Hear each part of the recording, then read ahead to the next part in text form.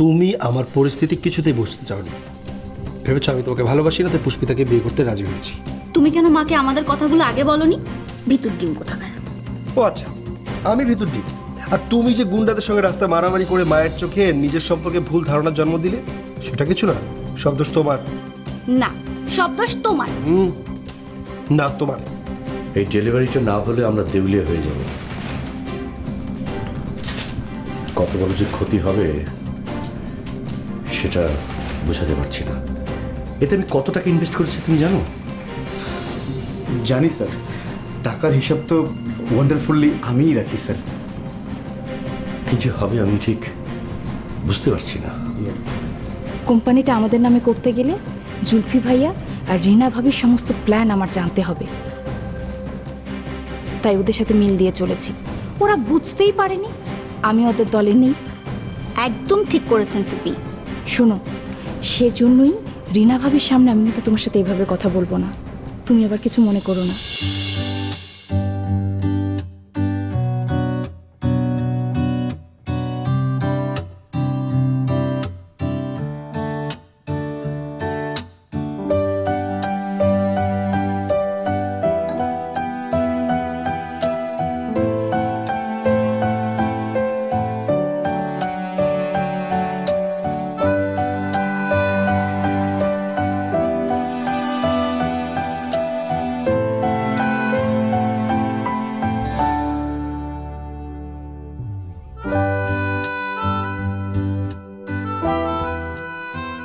তোমার ঘর গোছানো হলো? হ্যাঁ, শেষ হলো। উফ, কত সময় তুমি লাগিয়ে দিলে, আমি একটু রেস্টও করতে পারলাম না। কি বললে তুমি? তোমাকে আমি রেস্ট করতে দেইনি।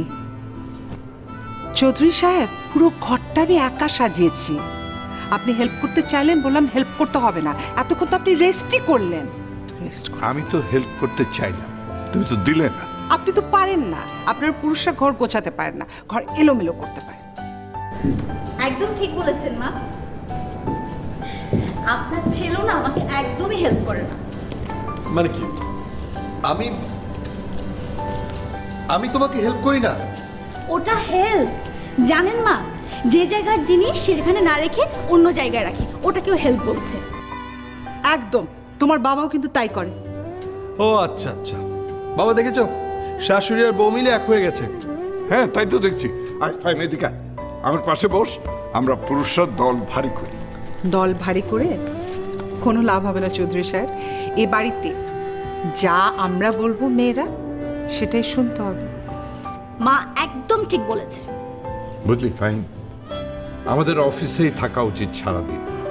আরে অফিসের দিনগুলি কত ভালো ছিল। কেন বাবা? মানে হয় কি, অফিসে থাকলে তো আমরা বস, আমরা যা অর্ডার করবো সবাই তাই শুনবে। আর এইখানে তো ওনাদের কথা শুনে আমাদের চলতে হয়। তুমি একদম ঠিক কথা বলেছো বাবা।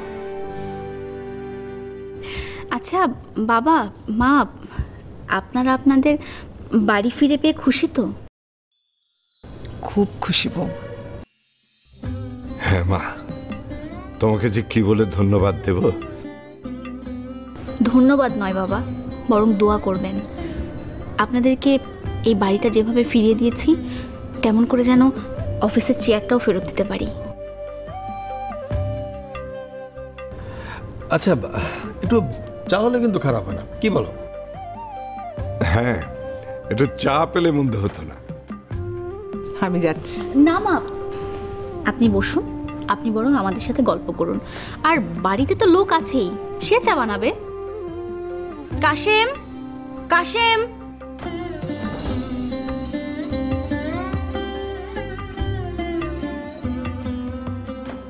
জি নতুন ভাবি।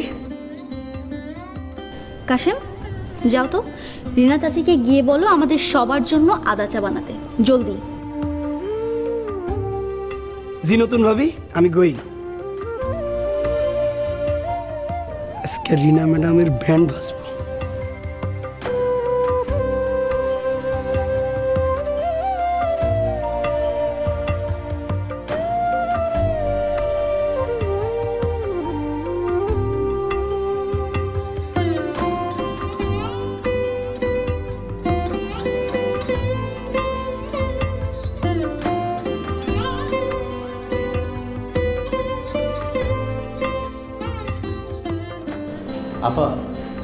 বাড়ি যাবেন না? যাব। এই যে এই চাটা শেষ করি। চায়ের নেশায় যেন মাথাটা ধরে গেছিল একদম।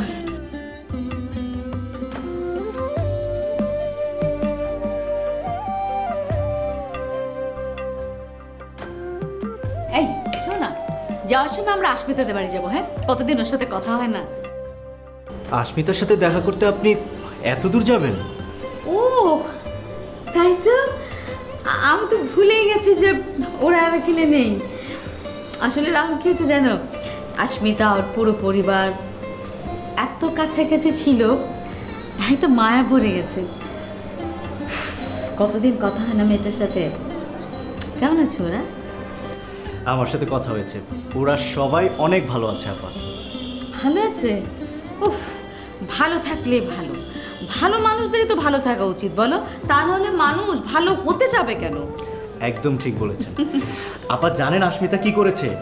কি করেছে? রিনা চৌধুরীর অবস্থা একদম 12টা বাজিয়ে দিয়েছে। মানে? আশমিতা তো ওদেরকে বাড়ি থেকে তাড়িয়ে দিতে চেয়েছিল, কিন্তু জুলফিকার চৌধুরীর ফাহিমের বাবাকে দরকার, যার কারণে জুলফিকার চৌধুরী বাড়িতে থাকতে চায় এবং বাড়িতে থেকে সবার সাথে ভালো ব্যবহারের একটা মিথ্যা অভিনয় করে আঙ্কেলের সাইনটা নিতে পারে। এসব তো জানি, কিন্তু এটা তো জানেন না, আশমিতা ওদেরকে বাড়িতে থাকতে দিয়েছে বেশ কয়েকটা শর্ত জুড়ে দিয়ে। কি রকম শর্ত?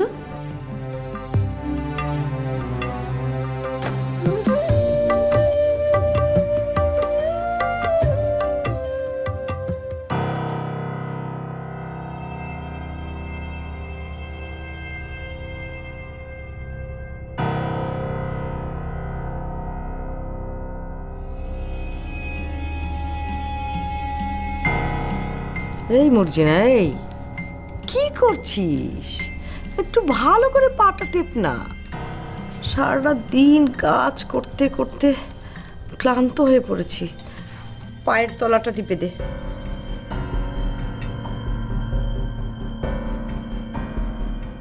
পা টিপছিস না তো, মনে হয় পায়ে হাত বুলাচ্ছিস। হচ্ছেটা কি? ভালো করে তো টিপতেস। এটা আস্তে ভালো করে টেপ। শক্তি নাই মনে হয় শরীরে। আচ্ছা, এই তুই তো কোনো কাজই করিস না, সারাদিন তো ফাঁকি দিস। সব কাজটা আমি করি, অন্তত এই কাজটা ভালো করে কর। পা টেপার থেকে ম্যাডামের অন্য কাজে হেল্প করলেই ভালো হইতো। তাহলে অতক্ষণ পা টিপতে হইতো না। আরাম হারাম। এই তুই এখানে কি করছিস? যা এখান থেকে। কইতেছে কি ম্যাডাম, আরাম হইল হারাম। তাই এত আরাম না কইরা নিজের কামটা একটু ঠিক মতো করেন। আশ্চর্য! এই তুই কে আমাকে অর্ডার করার? আমি হইতেছি এবারই সুপারভাইজার। আপনি ঠিক মতো কাম করেন না না করেন সেটা দেখার কর্তব্য হইতেছে আমার। আমার সব কাজ শেষ, এখন আমার আরামের সময়। কিন্তু ম্যাডাম, বাড়ির মালিক যে আপনার চা বানাইতে কইছে, সেটার কি হইব? সারাদিন এদের শুধু খাই খাই, পেট না যেন গুদা। কি কইলেন আপনি? আপনি নতুন ভাবিরে নিয়ে আবার কথা কইছেন? কারণ আমি এখনই কইতাছি, নতুন ভাবি, নতুন ভাবি। চুপ, একদম কিচ্ছু বলবি না, স্টুপিড কোথাকার। আপনি আবার আমারে গালাগালি করছে। বড় সাহেব কি কইছে আপনার মনে নাই? কারণ আমি বড় সাহেবরেও কইতাছি, বড় সাহেব, বড় সাহেব। এই চুপ, একদম চুপ। মর্জিনা, যা চাটা বানিয়ে দিয়ে আয়। জি। নোজি। নোজি মানে? নোজি মানে হইতেছে সবাই আপনার রাতের চা খাইব, তাই আপনারই চা বানাইতে হইব। আমি তো ভালো চা বানাতে পারি না কাশেম। রেবেকা ভাবি সকালবেলা খুব সুন্দর চা বানায়, বল না ওনাকে বানিয়ে দেবেন। নতুন ভাবি টেলিং করছে, তাই আপনারই চা বানাইতে হইব। আর বানাইতে বানাইতে শিখবেন। কেউ কেউ একবার এইসব শিখে নাকি? কাম শুরু করেন। ডিসকাস্টিং। চল আমার সাথে চল। না না না না না, মর্জিনার এখন অন্য বার কাছে।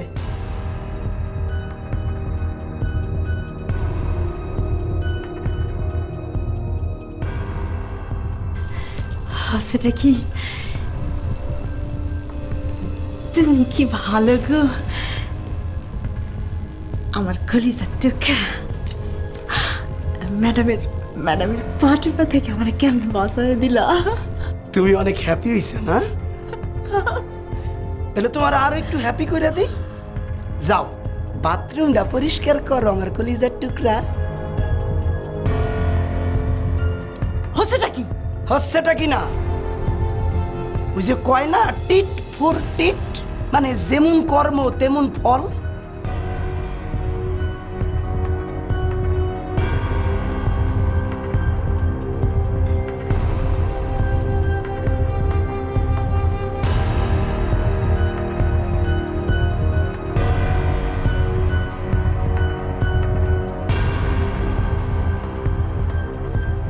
কার জন্য এত সাজগোজ হচ্ছে মহারানীর? না মানে মা, জাস্ট এমনি। তোমার কুনজর পড়েছে আমার ছেলের উপর। আমার ছেলে জেলে। কার জন্য তুমি সাজগোজ করছো? কে দেখবে তোমার এই সাজগোজ? কেউ না মা। ঠিক আছে, আমার সাথে চলো। কোথায় মা? রান্নাঘরে আমার সাথে চা বানাবে। জি জি না করে আমার সাথে চলো রান্নাঘরে। না থাক, দুজনের একসাথে যাওয়া ঠিক হবে না। ও যদি দেখে ফেলে দুজনে একসাথে যাচ্ছি, তাহলে বুঝে ফেলবে যে আমি তোমাকে জোর করে নিয়ে যাচ্ছি।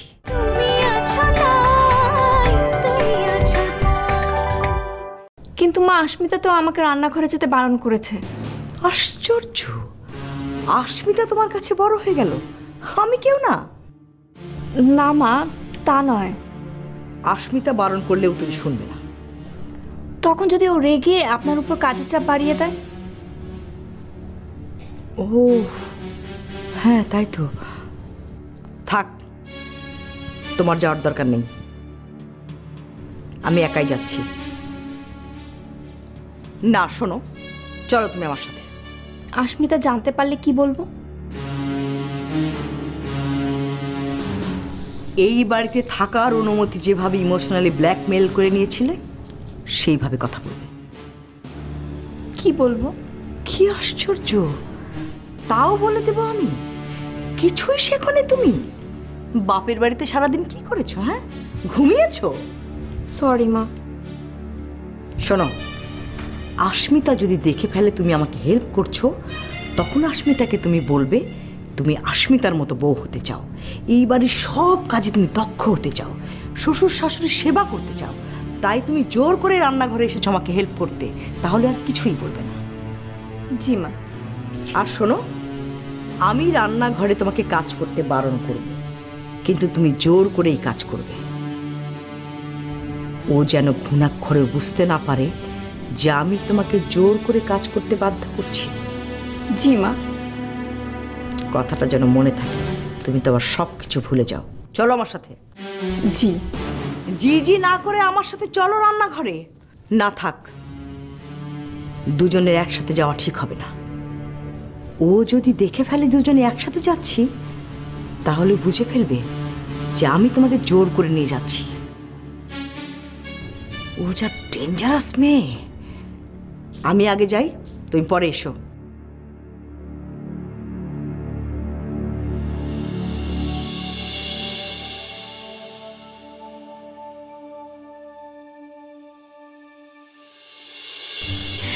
আচ্ছা ফাহিম, তুমি তোমার ওই গাড়ির ঘটনাটা বাবা মাকে বলো না। কোন ঘটনা রে? মা শুনুন না, শুনলে হাসতে হাসতে আপনার পেটে ব্যথা হয়ে যাবে। আরে অনেকদিন পরে হাসবো তো, হাসতে হাসতে যদি পেট ব্যথা হয়ে যায় কিচ্ছু হবে না। ফাহিম কি হলো, শুরু করো। শোনো, আমি ওই দিন যখন গাড়ি নিয়ে বেরিয়েছিলাম, তখন আমার গাড়িতে একটা প্যাসেঞ্জার আসলো। জিজ্ঞেস করলাম কোথায় যাবেন, সে বললো যে উত্তরের 6 নম্বর সেক্টরে যাবে। কিন্তু লোকটাকে দেখে আমাদের এখানকার মনে হলো না। আমি মেঝে পরিষ্কার করব? তো কে করবে? কেন? মর্জিনা আছে, কাশেম আছে, ওরা পরিষ্কার করবে।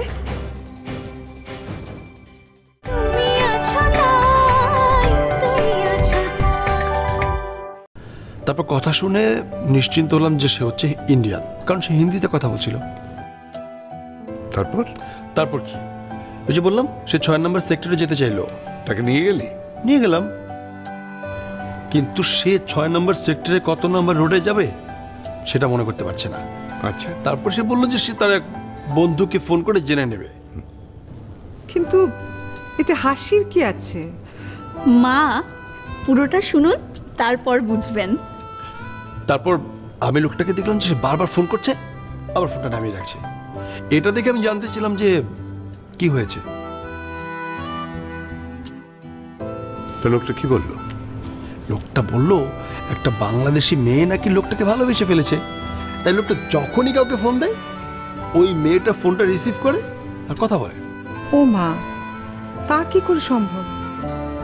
হ্যাঁ, আসলেই তো, তা কি করে সম্ভব? আমি ধর তোকে ফোন করলাম, সেখানে আশমিতা ফোন ধরতে পারে, কিন্তু তোকে আমি ফোন করলাম, বাইরের একটা মেয়ে কি করে ফোন ধরবে? হ্যাঁ ঠিক, আমিও সেটা ভেবেছিলাম, তাই বললাম যে সেটা তো সম্ভব না। তখন কি বললো লোকটা? আমি যখন বিশ্বাস করছিলাম না, তখন সে ফোনে তার বন্ধুকে ডায়াল করে সে ফোনটা আমাকে ধরিয়ে দিল। তখন কি হলো? বাবা আসলে তোর মোবাইলে কোনো ব্যালেন্স নেই, তাই ও যখনই ফোন করে ওই কাস্টমার কেয়ারের মহিলা রেকর্ডেড ভয়েসটা বেজে ওঠে যে আপনার মোবাইলে ব্যালেন্স নেই, আপনি রিচার্জ করুন। আর ও ভেবেছে যে ওকে একটা মেয়ে ভালোবেসে ফেলেছে, তাই যখনই ফোন দিচ্ছে তখনই ওই মেয়েটা ফোনটা রিসিভ করে কথা বলছে। ও তো ভাষা বুঝতে হ্যাঁ, ও পারে, তো এই জন্য। বাংলাটা বুঝতে পারে না, গ্রামের লোক দেখে মনে হলো। বলেছিল না অনেক মজার।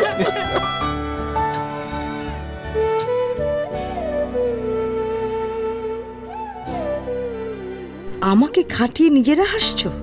হাসো হাসো, একবার কোম্পানির সমস্যাটা মিটে গেলে তারপর তোমাদেরকে আমি কাঁদাবো।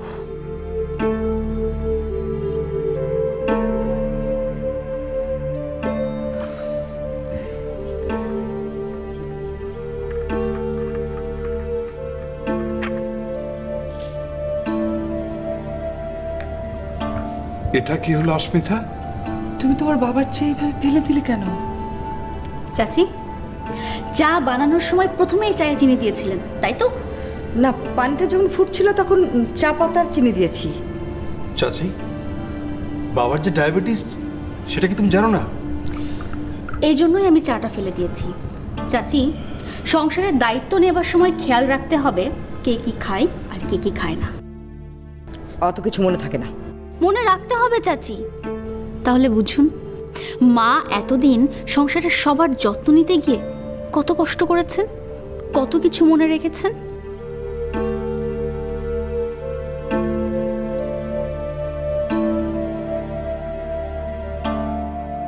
দাঁড়ান,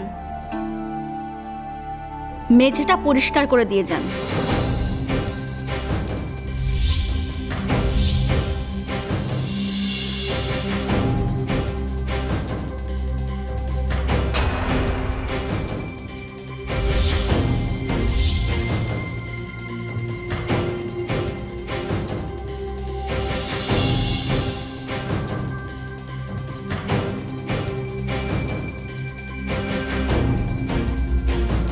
কি বলছো তুমি?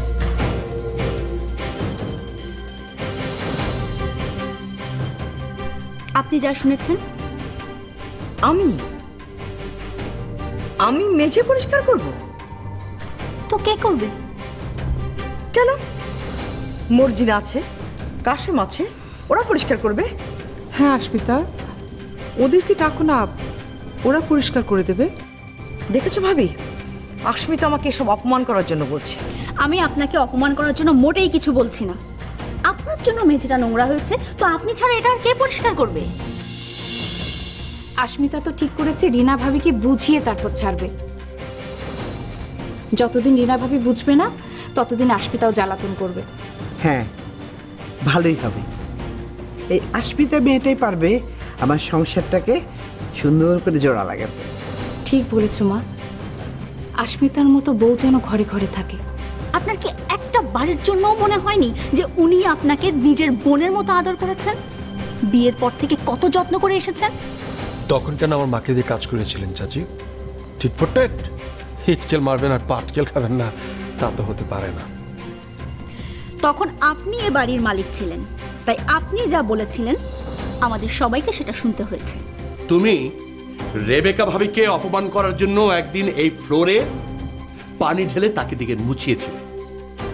আস্মিতা তার প্রতিশোধ নিচ্ছে। তুমি বাড়ির মালিক হয়ে যা যা করেছিলে আস্মিতা ঠিক তাই তাই করছে। যেমন গাছ লাগাবে ফল তো ঠিক তেমনই হবে।